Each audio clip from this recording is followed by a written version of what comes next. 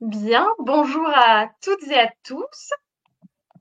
Bienvenue pour ce nouvel épisode de notre série de webinaires 1 heure pour comprendre.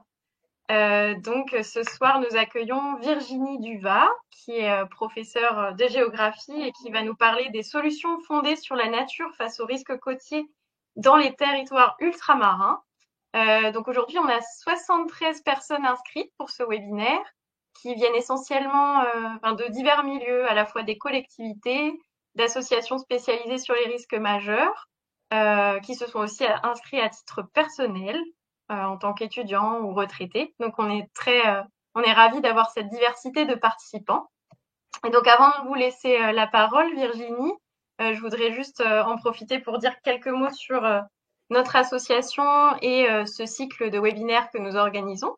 Donc l'AFPCNT, c'est l'Association française pour la prévention des catastrophes naturelles et technologiques qui œuvre en faveur du développement de la culture du risque et de la résilience sur l'ensemble du territoire français et en particulier sur les territoires ultramarins. Et donc, dans le cadre de notre mission de monter en compétence des acteurs dans le domaine des risques majeurs, nous avons décidé de lancer ce cycle de webinaires, qui sont des webinaires gratuits d'1 heure en fin de journée et qui nous permettent d'avoir un éclairage sur un sujet particulier qui est lié bien sûr aux risques majeurs. Nous avons eu l'occasion durant ce cycle d'évoquer des sujets très variés tels que la résilience alimentaire, la culture du risque, la sécurité civile, le recul du trait de côte ou encore l'assurance dans les territoires ultramarins. Concernant les aspects pratiques de ce webinaire, vous aurez la possibilité de retrouver tous les supports de présentation utilisés à la fin du webinaire sur le site de l'association. Et il y aura également un replay disponible sur notre site et sur notre chaîne YouTube AFPCNT. Durant toute la durée du webinaire, vous pourrez poser vos questions dans le chat et nous en prendrons connaissance à la fin pour les poser à Virginie Duvat. Et à la toute fin du webinaire, vous recevrez également un court questionnaire de satisfaction afin que vous puissiez à la fois nous suggérer des nouveaux sujets à aborder et puis avoir vos retours sur le fonctionnement de ces webinaires. Donc maintenant, je vais laisser la parole à Virginie Duvat. Donc je la présente juste rapidement. Donc elle est professeure de géographie, membre du laboratoire Liens à La Rochelle et en lien avec le CNRS.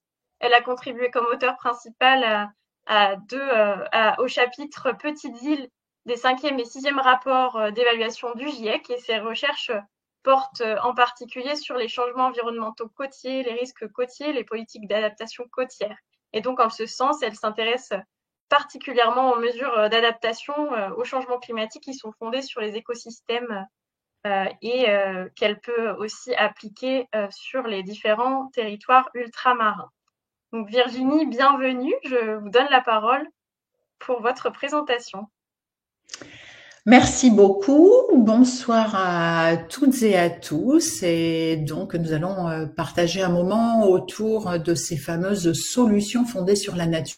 On parle aussi d'adaptation fondée sur les écosystèmes pour voir dans quelle mesure elles permettent de faire face aux risques côtiers dans ces territoires ultramarins. Alors, quand on parle de risques côtiers, on parle d'érosion côtière, de submersion marine et aussi d'inondation côtière par débordement des cours d'eau, par exemple, ou par accumulation d'eau sur les sols imperméabilisés. Donc voilà le sujet qui va être le nôtre ce soir. Donc tout d'abord, en introduction, je voudrais rappeler quelques points qui me paraissent importants. D'abord le premier, puisqu'en parlant de solutions fondées sur la nature, on va s'intéresser ensemble à un type de solution d'adaptation au changement climatique particulier. Donc je voudrais d'abord revenir sur la définition de ce qu'est l'adaptation. L'adaptation au changement climatique, c'est en fait l'ensemble des politiques et des mesures qui peuvent être déployées pour réduire le risque climatique, non seulement actuel, mais aussi futur. Et pour réduire ce risque climatique actuel et futur, on peut agir sur les 3 grandes composantes du risque. Vous voyez ici la figure de synthèse qui a été produite par le GIEC sur l'adaptation et qui nous montre bien ces leviers. Donc, pour réduire les risques, on peut d'une part réduire l'aléa, c'est-à-dire agir sur l'ensemble des processus physiques qui sont générateurs de risques. On peut par exemple en restaurant des mangroves dans la zone intertidale, renforcer cet écran naturel face aux vagues de tempête et réduire la hauteur et l'énergie déployée par ces vagues sur les côtes aménagées. Donc c'est un exemple d'action permettant de réduire l'aléa. On peut également, pour s'adapter au changement climatique, réduire l'exposition des populations humaines, l'exposition des activités économiques, des infrastructures. Quand on décide, par exemple, de relocaliser des infrastructures ou des constructions menacées en retrait du trait de côte, eh bien, on réduit leur exposition. Ces actions, ce type d'action de réduction de l'exposition peut aussi permettre de restaurer les écosystèmes. Donc, elle peut, elle aussi, faire une place aux solutions fondées sur la nature. Le troisième levier pour s'adapter au changement climatique, c'est de réduire la vulnérabilité.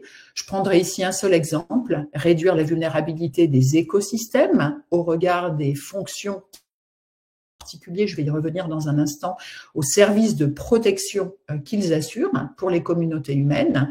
Alors, comment est-ce qu'on peut réduire la vulnérabilité des écosystèmes côtiers et marins, en particulier en réduisant les pressions anthropiques qui pèsent sur eux, par exemple la pollution, qui contribue à les dégrader et à affaiblir donc ce service de protection qu'ils nous rendent. Donc voilà, je voulais d'entrée commencer par insister sur le fait qu'on a donc 3 leviers qu'on peut activer pour s'adapter et que ces 3 leviers peuvent tous les 3 utiliser finalement des solutions fondées sur la nature. Alors pourquoi est-ce qu'il est urgent aujourd'hui de s'adapter au changement climatique ? D'abord parce qu'on sait que le risque climatique à l'échelle du globe va continuer à augmenter. Si on prend un scénario climatique optimiste, le scénario RCP 2.6, qui prévoit donc une augmentation de température d'1,5 degré en 2100 par rapport à la période 1850-1900, vous voyez, même selon ce scénario très optimiste, on observera un doublement du risque climatique. Et si maintenant on considère un scénario climatique pessimiste, donc le scénario RCP 8.5 qui nous prévoit un réchauffement de 4,4 degrés en 2100 par rapport à la période 1850-1900, vous voyez que le risque climatique est multiplié par 4. Donc, dans ce contexte d'augmentation rapide du risque climatique mondial, quel que soit le scénario climatique considéré, il est urgent de s'adapter. Pourquoi ? Pour 4 raisons principales, qui sont que le changement climatique a déjà des impacts significatifs sur les territoires, et c'est particulièrement vrai outre-mer. Les outre-mer sont des territoires climato-sensibles. Ils subissent des impacts multiples et déjà intenses. Deuxième motivation à s'adapter urgemment, c'est le fait que ces impacts du changement climatique sont en hausse et ils vont continuer à augmenter. Même si nous arrêtions demain d'émettre des gaz à effet de serre, on continuerait à observer une augmentation des impacts, tout simplement parce qu'il existe un effet d'inertie dans la machine climat-océan qui contrôle cette courbe des impacts. Troisième raison de réaliser des efforts d'adaptation conséquents aujourd'hui, c'est le fait que, quel que soit le scénario climatique que l'on considère, l'adaptation au changement climatique permet de réduire le risque, elle permet de réduire les impacts. Ils sont divisés par 2 pour tous les scénarios d'ici à 2100. Et enfin, s'il est important aujourd'hui de mettre en œuvre des mesures d'adaptation, c'est parce que l'adaptation au changement climatique affiche un retard relativement important par rapport à l'attention première qui a été portée aux efforts d'atténuation, c'est-à-dire de réduction des émissions de gaz à effet de serre. C'est bien ça l'atténuation. L'atténuation, elle consiste à s'attaquer à la cause du changement climatique. L'adaptation, comme je vous l'ai montré sur la diapositive précédente, s'attaque à réduire les impacts. Donc, elle ne travaille pas sur la cause, elle travaille sur les impacts qui sont incompressibles. Et on a donc pris beaucoup de retard en termes d'adaptation, ce qui fait qu'aujourd'hui, on a à la fois un retard d'adaptation qu'il est impératif de combler et en même temps une nécessité, au vu de l'évolution future des risques, une nécessité d'anticiper les risques de demain. Alors, pour s'adapter, sur les côtes, on peut mobiliser un portefeuille de solutions. En général, classe ces solutions en 6 catégories que vous voyez ici. On peut très bien choisir l'inaction, c'est-à-dire reconnaître l'existence d'un risque, mais décider de ne pas réaliser d'intervention.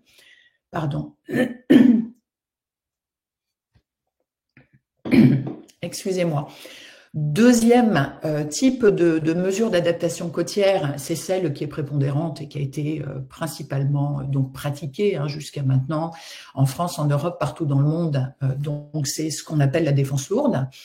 Implanter des murs de protection, construire des digues, des cordons d'enrochement aussi. Troisième solution d'adaptation côtière, c'est celle qui consiste à s'accommoder du risque en modifiant les caractéristiques techniques, par exemple des bâtiments, en les surélevant, en construisant sur pilotis pour faire face à la submersion marine.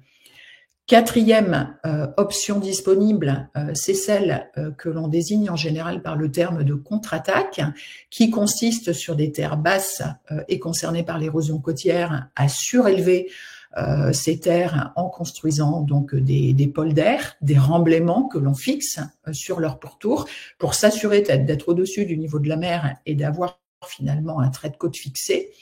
Cinquième possibilité, c'est de reculer, c'est de se relocaliser à l'intérieur des terres dans des zones plus sûres.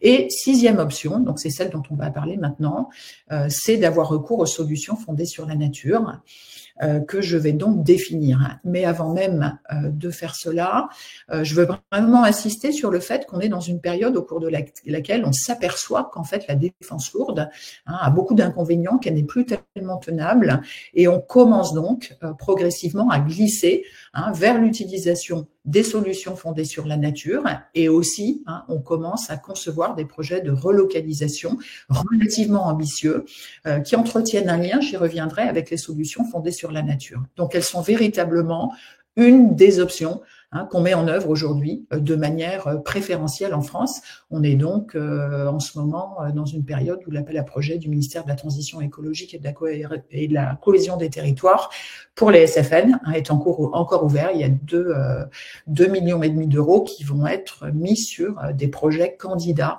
de SFN, à la fois dans l'Hexagone et Outre-mer.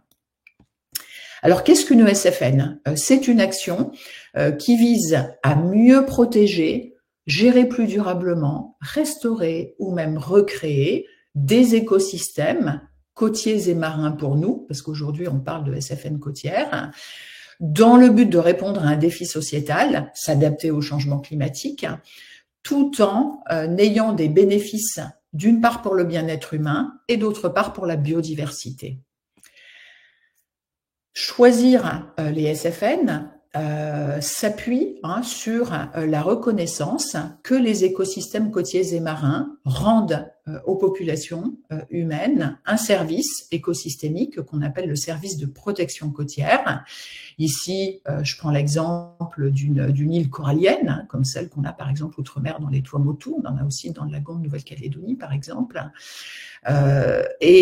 Sur une île corallienne comme celle-là, finalement, l'écosystème récifal rend deux services fondamentaux. Le premier, c'est d'atténuer les vagues de tempête et de dissiper leur énergie.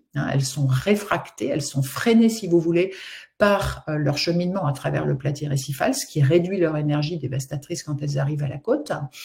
Et le deuxième service que rend l'écosystème récifal, c'est de fonctionner comme une usine de production de sédiments qui sont projetés par les vagues sur le platier récifal et qui ensuite sont déposés par celles-ci sur les crêtes de plage et même à l'intérieur de ces îles, ce qui leur permet véritablement de s'exaucer, de se maintenir et puis de gagner en altitude et donc de s'ajuster naturellement à l'élévation du niveau de la mer.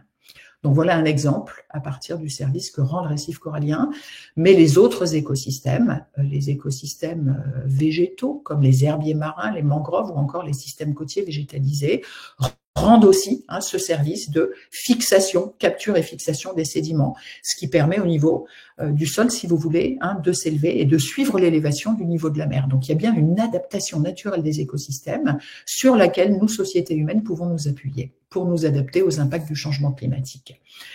Ces écosystèmes, on sait que quand ils sont en bon état de santé, aujourd'hui, ils sont encore fonctionnels.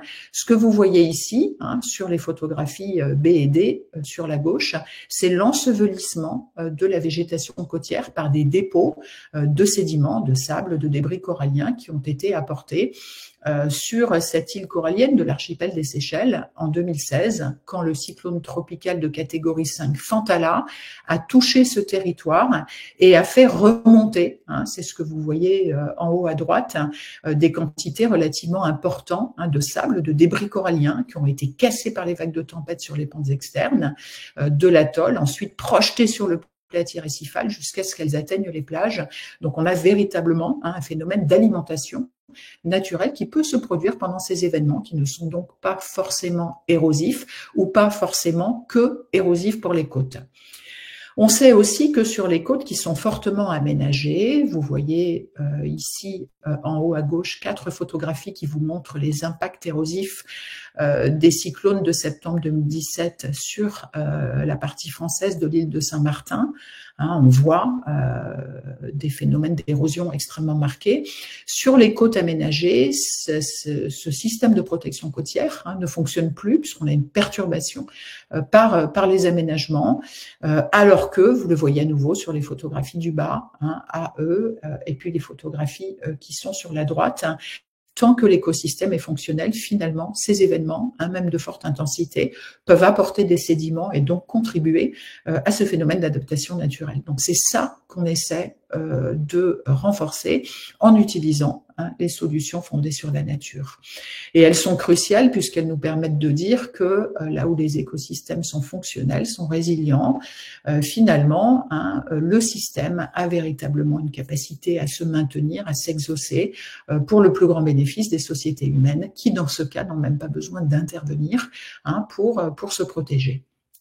Alors, la question sur ces bases que je vais traiter ce soir est donc de savoir, je vais donc répondre à la question suivante, est-ce que ces SFN sont la solution face au changement climatique? Alors, pour y répondre, je vais d'abord vous synthétiser ce que la littérature scientifique en dit, et puis ensuite on verra comment on peut interroger ça à partir de cas concrets que je prendrai dans les Outre-mer français.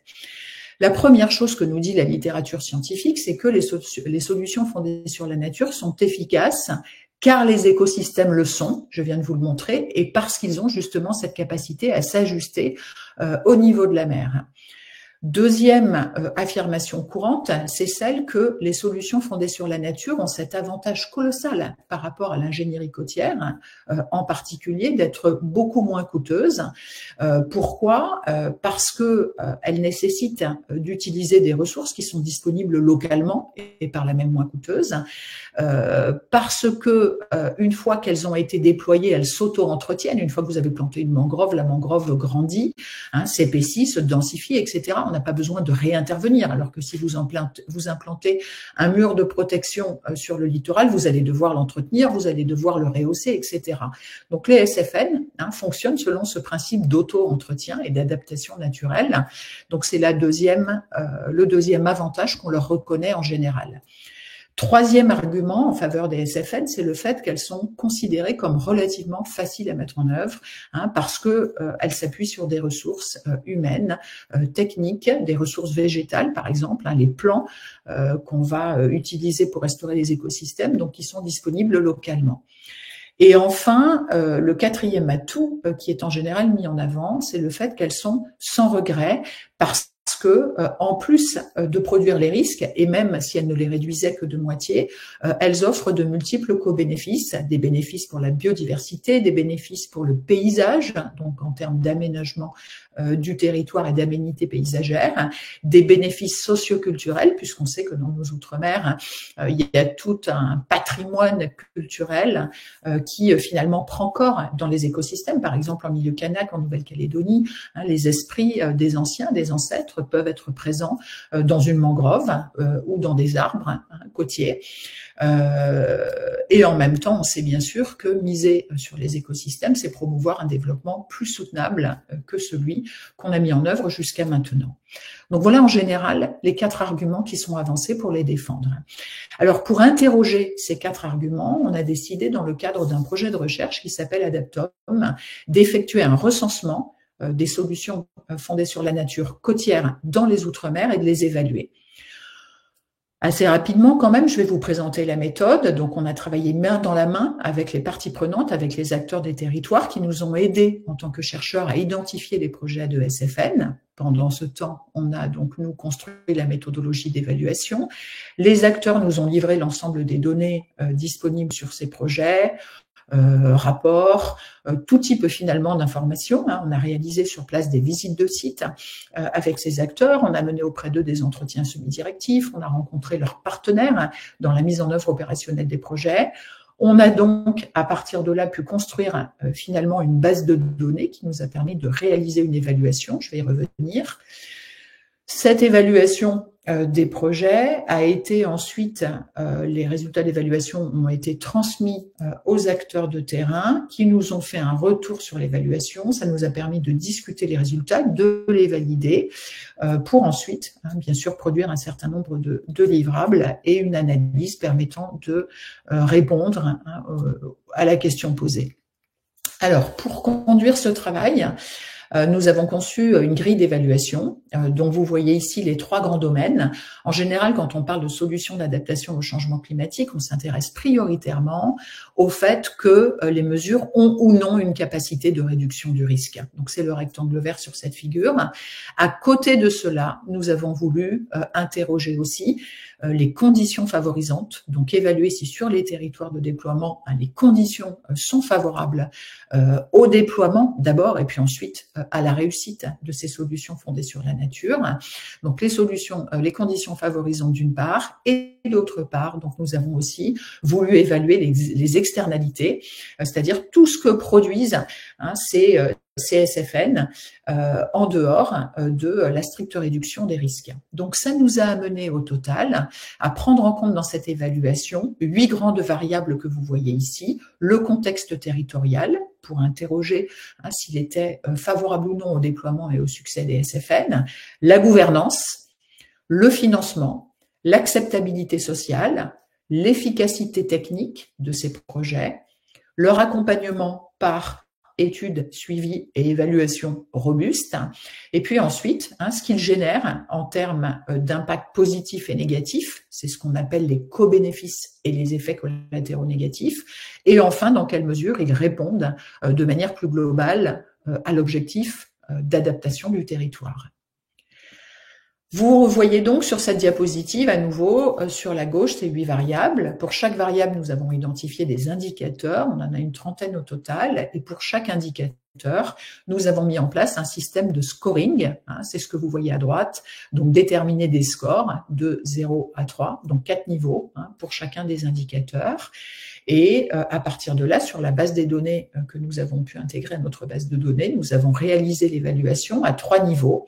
Au niveau de chacun de ces 30 indicateurs, au niveau ensuite de chacune des 8 grandes variables qui sont considérées dans cette étude, et ensuite à l'échelle des projets, en calculant un indice synthétique sur 100 pour évaluer les projets.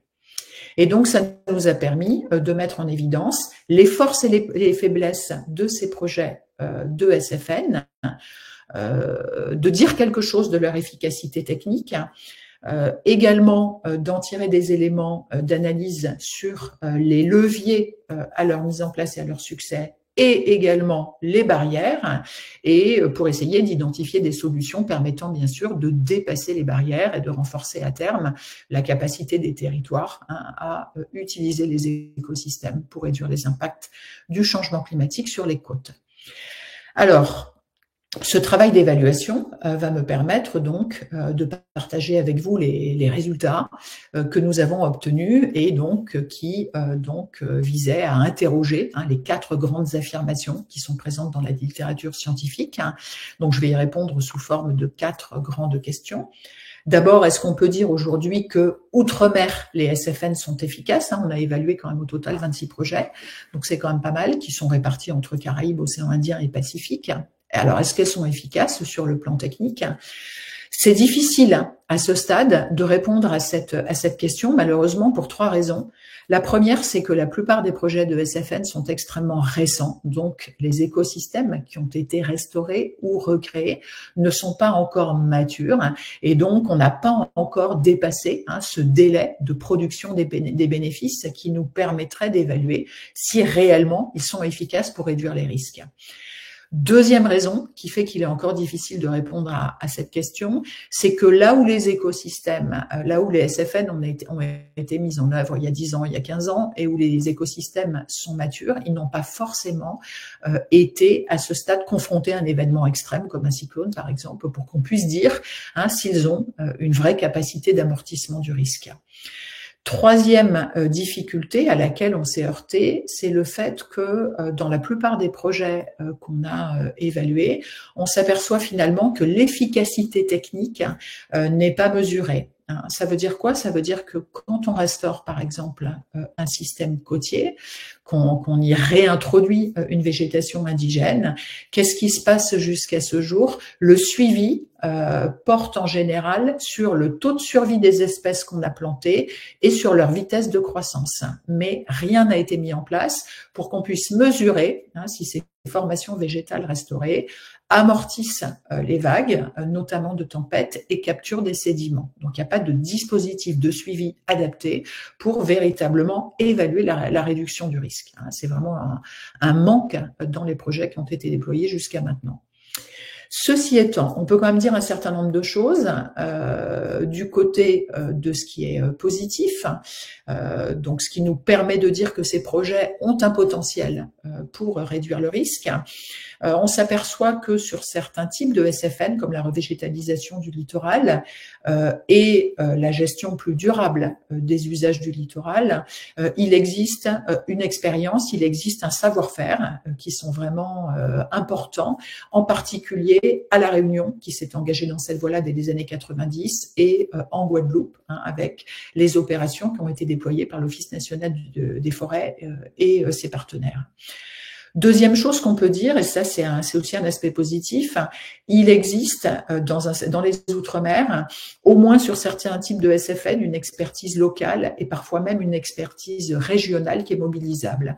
Je prends un exemple en Martinique, dans la commune du Lamentin, la restauration de l'arrière-mangrove dans une zone fortement industrialisée et urbanisée, donc sur cette commune du Lamentin, a bénéficié du savoir-faire et de l'expérience d'une équipe cubaine qui a pu accompagner et assister cette commune du Lamentin dans cette ESFN avec un succès, vraiment un excellent succès.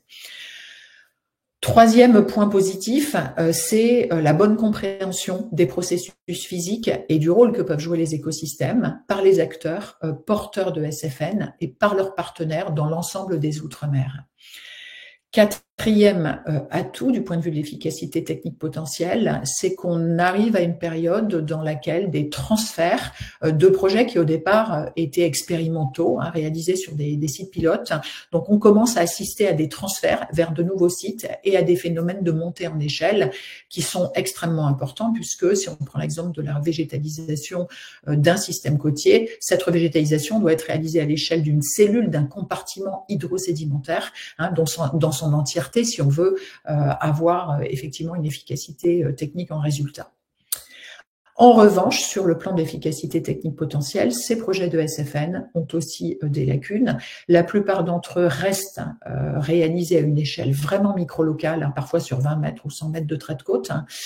Donc, ils n'atteignent pas la dimension système qui est fondamentale pour qu'ils puissent avoir une efficacité. On s'aperçoit que par ailleurs, dans les Outre-mer, il y a un manque d'expertise sur certains écosystèmes, les forêts marécageuses et les arrière-mangroves.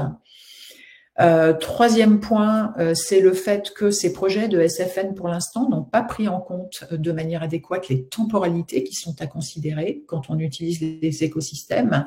D'abord, le délai de production des bénéfices, je vous en parlais tout à l'heure, pour une mangrove, c'est à 15 ans. Et puis ensuite, il faudra aussi prendre en compte la durée des bénéfices dans le temps, sachant que à partir de 2040-2050, si on était sur un scénario d'élévation rapide du niveau de la mer, certains écosystèmes n'auraient plus la capacité à suivre. Donc cette vision prospective-là, elle n'est pas intégrée non plus pour l'instant dans ces projets. On a pu par ailleurs noter que des cas d'échec liés à des conditions écologiques particulièrement dégradées, je pense à la restauration à de la transplantation corallienne qui a été réalisée par le Grand Port Maritime de la Guadeloupe. Et on a eu là un échec, des maladies qui ont été attrapées par ces coraux transplantés parce qu'on est tout simplement dans une zone qui est extrêmement polluée. Et donc, ça nous montre bien que l'efficacité technique ne sera pas atteinte partout. Il y a quand même des conditions écologiques minimales qui doivent être réunies pour que ça fonctionne. Voilà. Donc, deuxième question. Est-ce que les SFN sont si peu coûteuses que ce qu'on veut bien le croire outre-mer? Alors, pour répondre à cette question, on a rencontré deux difficultés. D'abord, le fait que dans le cadre des projets de SFN qui ont été déployés jusqu'à maintenant, le coût n'est pas évalué de manière complète et on n'a pas non plus d'évaluation prévisionnelle sur les coûts récurrents des projets, donc on a du mal à répondre, alors qu'on sait que les SFN rentrent très mal dans les modalités de financement telles qu'elles existent, le financement par projet sur 3 ans, sur 4 ans, sur 5 ans, il va y avoir des coûts récurrents, des coûts d'entretien par exemple, qui vont intervenir. Donc voilà, pour l'instant on n'a pas de vision très claire sur ces coûts et on n'a pas non plus d'évaluation de coûts comparés entre SFN, quel est le rapport coût-bénéfice des SFN par exemple par rapport à l'ingénierie côtière. Sans compter que il y a des coûts, des bénéfices par exemple qui sont très difficiles à calculer en termes financiers, par exemple les bénéfices culturels, comment est-ce qu'on peut les calculer avec une valeur monétaire? Donc la question du coût de l'évaluation globale du coût et du coût long terme, pour l'instant on est confronté à des problèmes véritables pour en dire quelque chose de robuste. Néanmoins, ce qu'on a pu tirer de cette étude est d'abord le fait que, oui, de manière générale, ça se vérifie, les SFN sont moins coûteuses à déployer que les solutions ingénieriques. Et puis, aujourd'hui, elles bénéficient de financements nationaux. Je vous parlais tout à l'heure de l'appel à projet du ministère de la transition écologique, de financements européens aussi, LIFE ou autres, qui sont visés par les porteurs de projets et internationaux. On peut penser au programme Kiwa, par exemple, dans le Pacifique, qui fait que la contrainte financière n'est pas aussi forte que ça, parce que elles ont le vent en poupe chez les bailleurs de fonds et ça facilite finalement la mise à disposition de financement pour les déployer. En revanche, un certain nombre de difficultés financières sont rencontrées par les porteurs de projets. Le fait que souvent, en fait, au moment du montage du projet, ils se rendent compte après par la suite qu'ils ont sous-évalué le coût de réalisation de la SFN. Ils s'aperçoivent aussi que leurs besoins ne sont pas forcément couverts par les modes de financement auxquels ils accèdent, financement qui souvent ne couvrent pas les frais ou pas suffisamment les frais de personnel, ne permettent pas forcément non plus de financer le suivi ou l'évaluation des projets. Et puis bien sûr, il y a des besoins qui ne sont pas forcément identifiés lors du montage des projets, par exemple besoin d'arrosage d'un plan, et donc on se retrouve avec un besoin qui ensuite ne peut pas être couvert, ce qui peut être un point bloquant pour la réussite d'une SFN. Le principal problème sur le plan financier, c'est la difficulté des porteurs de projets à assurer un financement sur le long terme après la mise en œuvre de la SFN. Et ça, c'est vraiment un besoin spécifique qui signifie que nos outils de financement, le financement projet pour 3 à 5 ans est assez mal adapté à ce type de solution. Et ça soulève de manière très forte la question de la capacité des acteurs porteur à pérenniser les SFN si on pense à des acteurs qui sont autres que l'Office national des forêts, le Conservatoire du littoral, c'est-à-dire d'acteurs dont finalement c'est la mission de faire de la SFN. Quelque part, ils en ont toujours fait, même quand on ne parlait pas encore de SFN.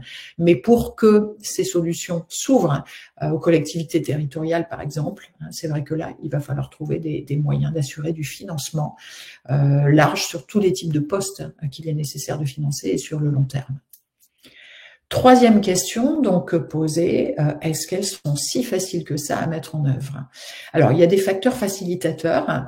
On s'aperçoit qu'en général, outre-mer, les SFN sont bien accueillis par la société civile et par l'ensemble des parties prenantes, associations locales, collectivités territoriales, secteur privé quand il est associé également. On s'aperçoit que souvent la collaboration entre ces partenaires pour le montage et ensuite le déploiement sur le terrain des SFN, ces collaborations sont fructueuses et les SFN ont par ailleurs une bonne image au sein de la population. Nous avons réalisé des enquêtes auprès des habitants. Vous voyez ici un exemple de résultat pour les Antilles. 90% de la population de Martinique et de Guadeloupe s'est déclarée favorable au SFN et 52% a déclaré en Martinique être confiante, très confiante dans l'efficacité de cette solution pour réduire les risques. Sur la mise en œuvre, ceci étant, restent des obstacles. D'abord, un manque de portage politique dans de nombreux cas, un manque d'implication régulière des parties prenantes dans la mise en œuvre. Par exemple, les comités de pilotage. Au début, on a du monde qui participe et puis au fil des réunions, on a de moins en moins de participants. On s'aperçoit aussi que certaines actions ont été impopulaires, souvent parce qu'elles ont été menées et mises en place sur le terrain sans information, sensibilisation suffisante de la population. Donc on a eu des cas de vol de matériaux, on a eu des cas de vandalisme. Je pense à Wallis et Futuna, où dans certaines communes, la population a mis le feu aux pépinières de palétuviers, tout simplement parce que, comme le maire, elle était davantage favorable à l'implantation de cordons d'enrochement. Donc on s'aperçoit que la mise en œuvre peut aussi se heurter à des problèmes d'acceptabilité sociale. La population, de manière générale, reste assez peu impliquée, sauf dans des cas spécifiques, par exemple en milieu kanak, en Nouvelle-Calédonie, où on a là des associations locales qui portent des projets. Ces projets sont assez peu intégrés dans une stratégie beaucoup plus globale d'adaptation qui continue à faire défaut dans les Outre-mer. Et puis, dans certains cas, il nous a été mentionné que la population était assez déconnectée vis-à-vis des écosystèmes et qu'il fallait engager une reconnexion pour favoriser ce processus d'acceptabilité sociale et cette implication plus forte en faveur donc des projets. Pour terminer, est-ce que les SFN sont sans regret, comme on le dit toujours? C'est difficile d'avoir une réponse ferme à cette question parce que les co-bénéfices sont difficiles à vérifier. Ils sont vaguement identifiés par les porteurs des projets, mais à ce jour, ils n'ont pas été évalués. On sait, ceci étant, que certaines SFN ont été déployées à regret. Je pense à des SFN à Mayotte, par exemple, qui ont été dévastés par l'élevage de zébus. Sur des sites sur lesquels la population s'était vraiment mobilisée pour replanter les palétuviers. Et donc, face à cet échec, il y a de fortes chances que si demain, on essaie de ressolliciter les mêmes habitants, ils refusent de participer au SFN. Donc, ça peut être un regret. En conclusion, donc, il y a un vrai besoin d'évaluation pour améliorer notre connaissance des points bloquants et être capable de promouvoir des projets de SFN plus efficaces à l'avenir. Leur efficacité potentielle apparaît comme variable. Évaluer ces SFN, c'est un exercice complexe et sur certains types d'indicateurs, on a encore des progrès à faire pour pouvoir apporter des réponses fermes. Et ensuite, ce qui est important, et je vais conclure là-dessus, c'est qu'il faut sortir du dogmatisme. On n'a aucune raison en fait de vouloir faire de la SFN plutôt qu'autre chose. Il faut laisser grand ouvert le portefeuille des solutions. Pourquoi? Parce que s'adapter, c'est choisir une destination. C'est ce que vous voyez en rouge. Pour choisir cette destination, on a un portefeuille de solutions et ensuite on a des chemins possibles. C'est ça les trajectoires d'adaptation. Elles nécessitent, si vous voulez, des combinaisons de solutions évolutives dans le temps. Et donc, on sait que les SFN, il faut un certain temps pour qu'elles soient efficaces. Et puis, on sait aussi que elles ne vont pas forcément être efficaces très longtemps si on se place dans un scénario climatique pessimistes. Et donc, à partir de là, il faut vraiment les concevoir comme étant une étape dans un panel de solutions qu'on va déployer à travers le temps. Voilà, j'en ai terminé. Je vous remercie pour votre attention. Merci beaucoup Virginie pour cet exposé très riche et vraiment intéressant avec les exemples concrets. Et puis on a eu la chance du coup de pouvoir bénéficier des résultats du projet Adaptom. Pour l'instant, il n'y a pas de questions dans le chat, mais n'hésitez pas à les poser. En attendant, je vais commencer peut-être par une question. Donc on a pu échanger sur le projet Adaptom. Est-ce qu'il y a d'autres projets de recherche actuellement sur les solutions fondées sur la nature dans les territoires ultramarins? Et si oui, quels sont leurs objectifs? Pour l'instant, donc outre-mer, alors nous, oui, on continue. Hein, notre équipe continue et je n'ai pas connaissance de la présence d'autres équipes de recherche en fait qui interrogeraient ce sujet, hein, des solutions fondées sur la nature. Donc nous, on continue dans le cadre d'un projet de recherche qui s'appelle Futurisque et qui vise donc à travailler sur les risques passés à futur, hein, pour aller des impacts jusqu'aux solutions d'adaptation au changement climatique. Donc dans ce cadre-là, on va continuer nos travaux jusqu'en 2028 et ça permettra probablement d'évaluer de nouveaux projets de SFN et puis peut-être de refaire dans quelques années une réévaluation de projets qu'on a déjà évalués pour réussir à mettre en évidence les progrès de ces projets, puisque comme on a 30 indicateurs, hein, on peut très bien, et c'est une demande d'ailleurs qui nous a été formulée par les acteurs caribéens lors de l'atelier de restitution Adaptom qu'on a réalisé aux Antilles en novembre dernier. Beaucoup d'acteurs nous ont dit ça serait intéressant que vous réévaluiez les projets dans 3 à 5 ans pour qu'on puisse voir en fait si véritablement on a progressé. Voilà. Donc c'est vraiment un sujet qui reste ouvert. Et de notre côté, on a été donc sollicité pour appliquer cette méthodologie d'évaluation aux îles du sud-ouest de l'océan Indien. Donc on se lance dans un projet qui s'appelle AdaptNat et qui est soutenu par l'Agence française de développement et qui va donc consister à recenser, évaluer les SFN à Maurice, aux Comores et à Madagascar. On a vraiment un manque de données sur les solutions d'adaptation de manière générale et sur les SFN en particulier. C'est vraiment une difficulté à laquelle on s'est heurté quand on a dû rédiger le chapitre Petites îles du dernier rapport du GIEC. On s'est rendu compte qu'on avait très peu d'éléments sur ce qui se fait sur le terrain. Donc finalement, très peu de visibilité sur les types d'actions d'adaptation qui sont déployées sur site et très peu d'éléments de retour sur ce qui est fait pour savoir si on est véritablement sur la voie de l'adaptation ou si ce qu'on fait est mal adaptatif. Merci Virginie pour ces éléments. Nous avons une question de Philippe Garnier, justement, on parle de manque dans le cadre de cette recherche. Quels sont les manques principaux qu'on peut noter en termes d'évaluation des dimensions sociales et culturelles des solutions fondées sur la nature, vraiment sur cet aspect social et culturel? Alors, sur l'aspect social, nous, dans notre méthodologie, donc vous l'avez vu, on a une variable qui est l'acceptabilité sociale, hein, et on a 3 indicateurs. Et pour nous, c'était vraiment important d'essayer d'interroger les populations locales sur la connaissance qu'elles avaient des projets de SFN qui sont déployés sur leur territoire pour savoir si elles y étaient favorables, si elles avaient participé, si elles percevaient déjà des bénéfices de ces projets dans le cadre des usages qu'elles font du littoral. On a eu beaucoup de mal à trouver finalement des habitants qui avaient connaissance des projets et qui étaient donc en capacité de nous répondre.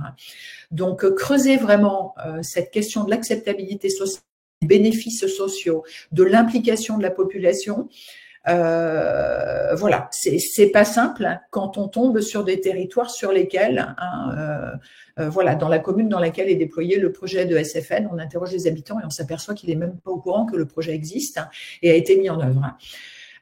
Sur le volet culturel, il y a beaucoup de choses à faire, notamment pour faire valoir les savoirs locaux.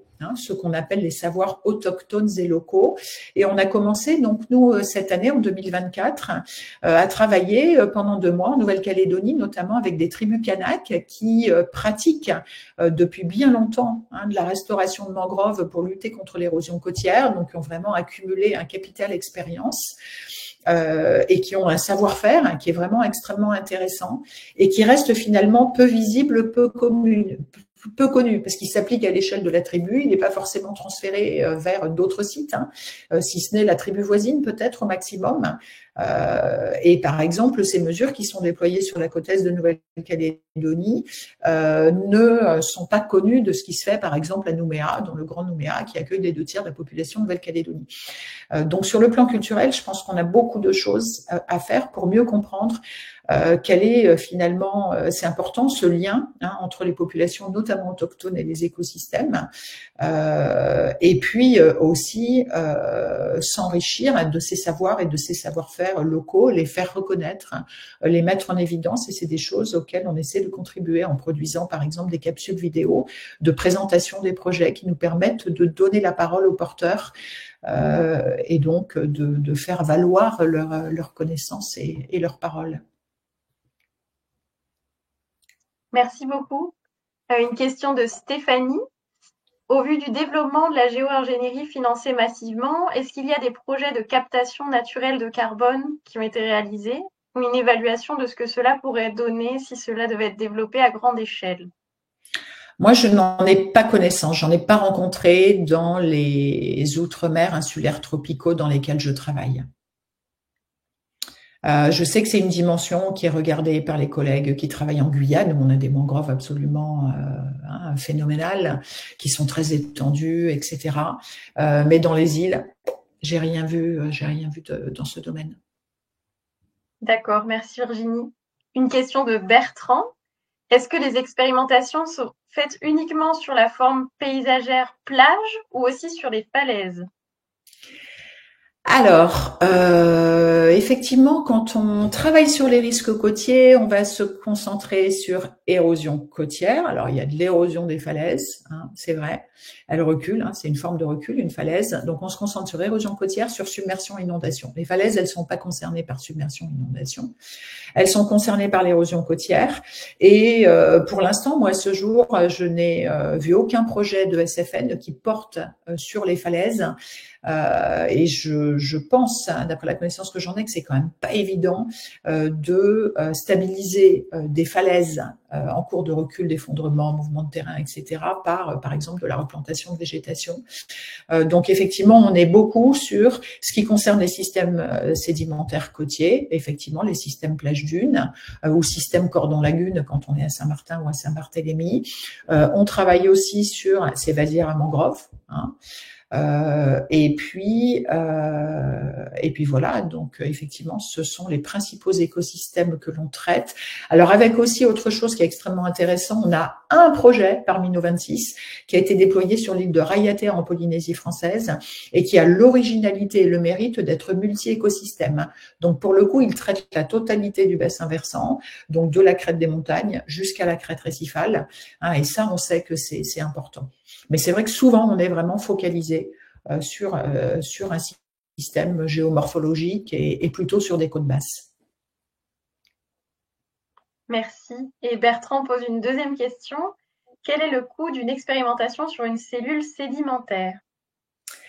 Alors, ce coût est extrêmement variable en fonction du projet, en fonction du fait que le coût de personnel est déjà assumé par le personnel permanent, le personnel en poste.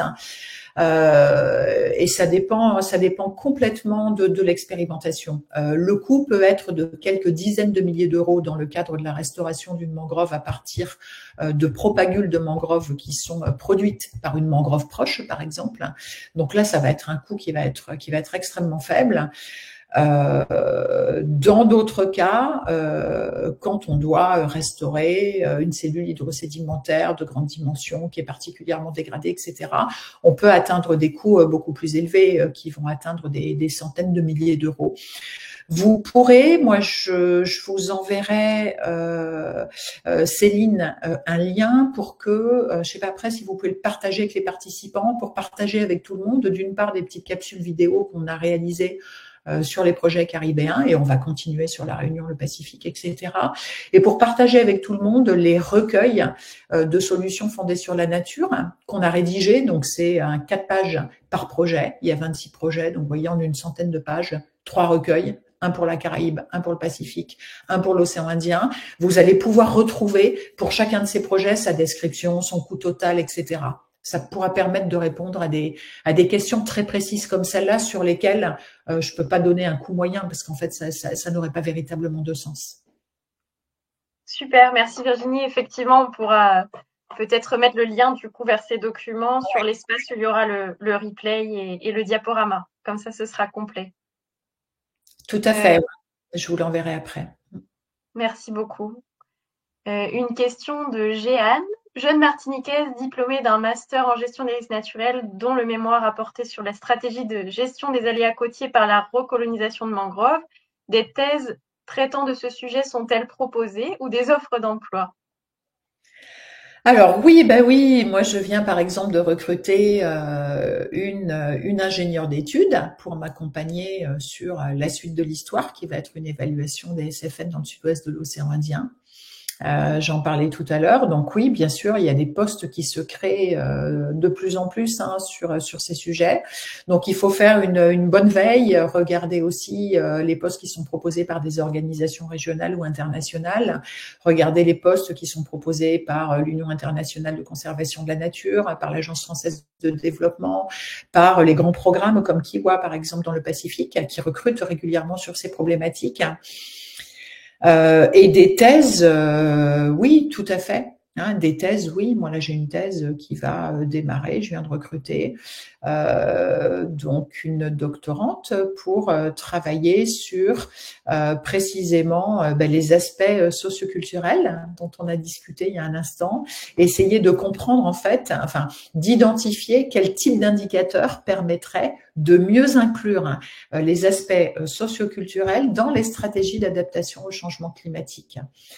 Donc oui, il y a effectivement de l'espace pour des thèses. Oui, il y a régulièrement des publications de postes, clairement. Merci Virginie. Un commentaire d'Emmanuel. En Martinique, pour réduire la vulnérabilité de l'écosystème, une association interpelle sur la survie des sources d'eau. Au fil du temps, l'association explique qu'une source obstruée peut être la cause du glissement de terrain. Plusieurs exemples en Martinique.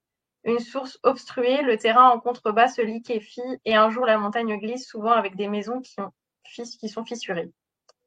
Voilà, c'est plus un commentaire qu'une question, mais si vous souhaitez réagir, n'hésitez pas. Oui, tout à fait. C'est intéressant parce que ça montre effectivement que, et ça rejoint cette question des SFN. C'est vrai qu'on est sur des territoires, tout comme dans l'Hexagone, hein, dont les modes de développement et d'aménagement n'ont pas forcément été soutenables. Et ça se traduit effectivement par l'apparition ou le renforcement de risques, donc des risques qui sont générés ou amplifiés par l'humain. Et effectivement, la question des mouvements de terrain qui est interpellée par ce commentaire d'Emmanuel, c'est une grosse question outre-mer, hein, celle des mouvements de terrain. Et effectivement, pour faire face aux mouvements de terrain, il y a à travailler sur l'hydrologie, mais il peut aussi y avoir, dans certains cas, à revégétaliser pour réduire les mouvements de terrain ou pour mieux contrôler les mouvements de berges des cours d'eau. Nous, on a eu affaire à quelques projets quand même qui vont dans ce sens en Polynésie, en Nouvelle-Calédonie, essayer de stabiliser les berges. Donc, ce qui est effectivement écoulement, revégétalisation, hein, ça peut marcher ensemble. Donc, c'est effectivement c'est une question qui est importante. Merci Virginie. Pour l'instant, plus de questions dans le chat. On arrive dans quelques minutes à la fin de ce webinaire. Peut-être que je peux vous poser une dernière question. Est-ce que dans le cadre des projets dans lesquels vous travaillez, il y a des moments d'échange, de partage de pratiques entre les territoires, donc entre les gestionnaires de ces solutions sur les différents territoires ultramarins, ou bien ce sont plutôt des échanges à l'échelle du territoire? Alors, nous, dans le cadre de nos projets, en fait, vous l'avez compris, je l'ai expliqué dans la méthodologie, même si j'ai dû être assez rapide sur cet aspect-là, dès le départ, en fait. On travaille main dans la main avec les acteurs des territoires. D'ailleurs, Adaptom a vu le jour parce que les acteurs des territoires ont exprimé un manque, ont exprimé un besoin d'accompagnement scientifique et méthodologique sur les solutions fondées sur la nature. C'est comme ça que ce projet est né. Je l'ai monté avec le Conservatoire du Littoral, sa délégation Outre-mer, pour répondre à une demande.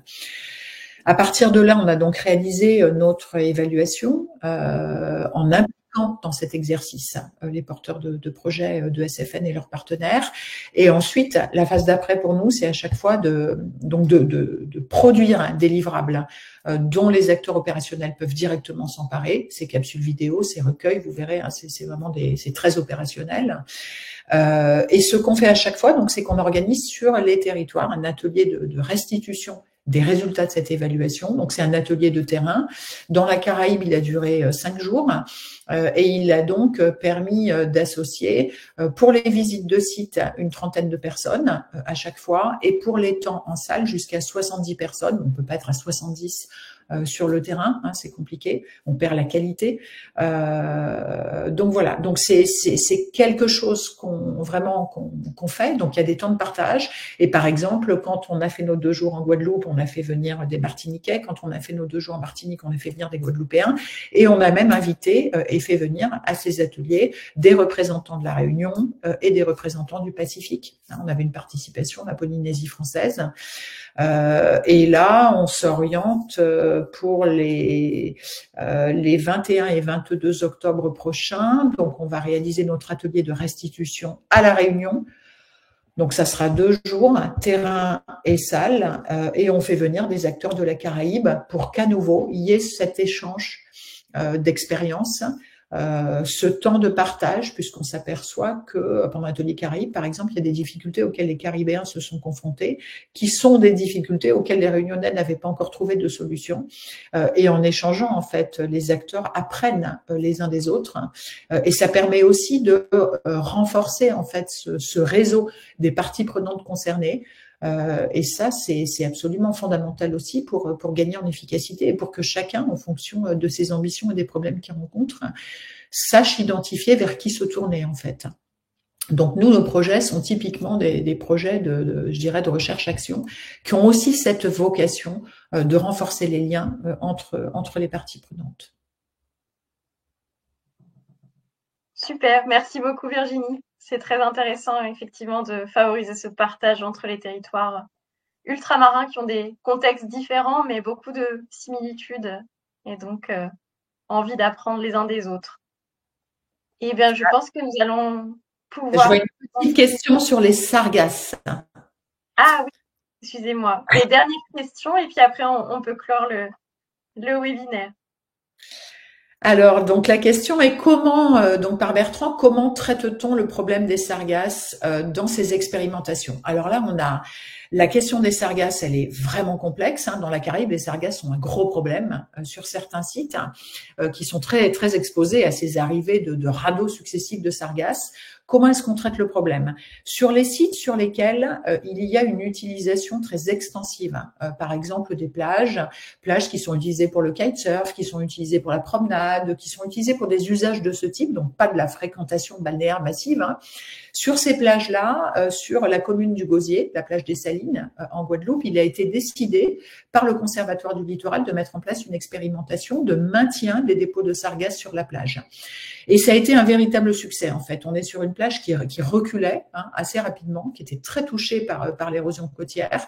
Et le maintien des sargasses a permis de constituer des crêtes d'accrétion successives et de faire réavancer le littoral de 10 à 15 mètres. Et donc, ça, c'est vraiment une expérimentation qui est extrêmement intéressante, puisqu'en plus, les sargasses, ensuite, en pourrissant, deviennent de l'engrais, favorisent la reprise des plantes indigènes, et on a donc tout un phénomène de reforestation, finalement, naturelle, qui s'est déployé sur le haut de cette plage. Donc ça, c'est une première option. Mais bien sûr, elle n'est utilisable que sur des sites qui ont une fréquentation peu dense, non touristique, et qui sont à distance des agglomérations urbaines. Sur les autres sites, qu'est-ce qu'on fait jusqu'à maintenant? Plusieurs méthodes ont été mises en place. La première, c'est de créer des barrages anti-sargasses au large, et ensuite, donc, on a des espèces de filets qui empêchent les sargasses d'arriver aux plages. C'est assez compliqué parce que ça demande, entre guillemets, de moissonner, de collecter régulièrement les sargasses qui s'amassent dans les filets, et on sait que ces dispositifs, face à des houles cycloniques ou autres, ne tiendront pas. Donc ça marche pas très bien. Et sinon, bien sûr, l'autre solution, c'est de faire du ramassage sur site. Et la difficulté qu'on rencontre en Guadeloupe, en Martinique, c'est qu'on ne sait pas où entreposer ces sargasses. Et il y a donc aujourd'hui toute une réflexion sur comment les recycler pour fabriquer de l'engrais, etc., pour valoriser en fait ce matériau. Et une deuxième réflexion en parallèle sur comment est-ce qu'on fait pour enlever les sargasses avec des moyens mécaniques sur les plages. Quand on a des épaisseurs d'1 mètre, on n'a pas le choix. Il faut bien des moyens mécaniques, mais le problème est qu'on enlève autant de sable que de sargasses. Donc pour l'instant, ça c'est pas réglé. Moi, je préconise beaucoup d'essayer d'enterrer les sargasses, c'est-à-dire de constituer un millefeuille dans le corps de la plage, sargasses, sable, etc. Quand les quantités de sargasses ne sont pas trop importantes, on peut utiliser cette méthode qui est aussi bienvenue quand on doit traiter des dépôts de posidonie massifs en Méditerranée. Donc voilà comment on peut essayer de traiter le problème des sargasses. Donc nous on a une SFN, sargasses, qui s'appelle travailler avec les processus naturels, donc maintenir les sargasses sur la plage pour lutter contre l'érosion. Et aujourd'hui, donc ce cas guadeloupéen, il va y avoir des réflexions qui vont être menées pour essayer de voir s'il peut, si la solution peut être transférée vers d'autres sites. Mais bien sûr, ça a des limites que j'ai mentionnées. Un grand merci Virginie pour l'exposé, tous les échanges qui ont suivi. Merci à toutes et à tous pour votre écoute. Laurence va vous mettre le lien vers le questionnaire dans le chat, donc n'hésitez pas à prendre 1 minute pour y répondre. Et on se retrouvera prochainement avec 2 épisodes à venir de notre séance 1 heure pour comprendre. Le jeudi 26 septembre, donc à 17h également, les médias sociaux en temps de crise pour gérer l'urgence, avec Julie Duchalet de Visov, et le jeudi 10 octobre, toujours à 17h, sur les musées de France face au risque de catastrophe, où on aura Marie Courcelot du C2RMF et Anne de Valence du musée du Louvre. Merci encore pour votre écoute. Merci Virginie pour ce riche échange et à très bientôt.